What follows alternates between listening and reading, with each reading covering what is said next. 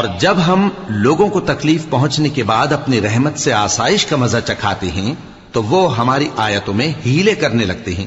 کہہ دو کہ اللہ بہت جلد تدبیر کرنے والا ہے، اور جو ہیلے تم کرتے ہو ہمارے فرشتے ان کو لکھتے جاتے ہیں۔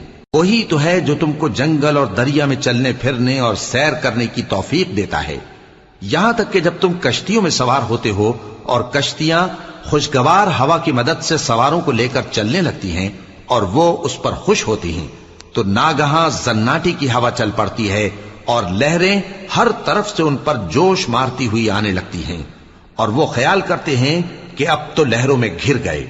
تو اس وقت خالص اللہ ہی کی عبادت کر کے اس سے دعا مانگنے لگتے ہیں کہ اے اللہ، اگر تو ہم کو اس سے نجات بخشے تو ہم تیرے بہت ہی شکر گزار ہوں۔ پھر جب وہ ان کو نجات دے دیتا ہے تو ملک میں ناحق شرارت کرنے لگتے ہیں۔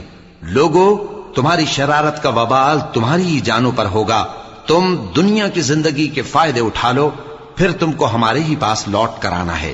اس وقت ہم تم کو بتائیں گے جو کچھ تم کیا کرتے تھے۔ دنیا کی زندگی کی مثال میں کسی ہے کہ ہم نے اس کو آسمان سے برسایا، پھر اس کے ساتھ ملا جلا سبزہ جسے آدمی اور جانور کھاتے ہیں نکلا، یہاں تک کہ زمین سبزے سے خوشنما اور آراستہ ہو گئی، اور زمین والوں نے خیال کیا کہ وہ اس پر پوری دسترس رکھتے ہیں۔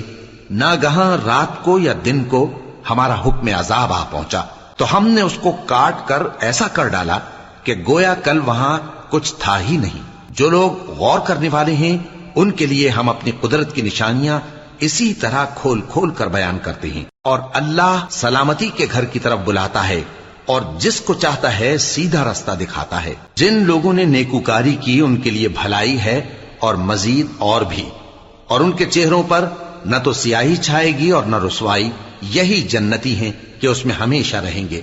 اور جنہوں نے برے کام کیے تو برائی کا بدلہ ویسا ہی ہوگا، اور ان کے چہروں پر ذلت چھا جائے گی اور کوئی ان کو اللہ سے بچانے والا نہ ہوگا۔ ان کے چہروں کی سیاہی کا یہ عالم ہوگا کہ ان پر گویا اندھیری رات کے ٹکڑے اڑا دیے گئے ہیں۔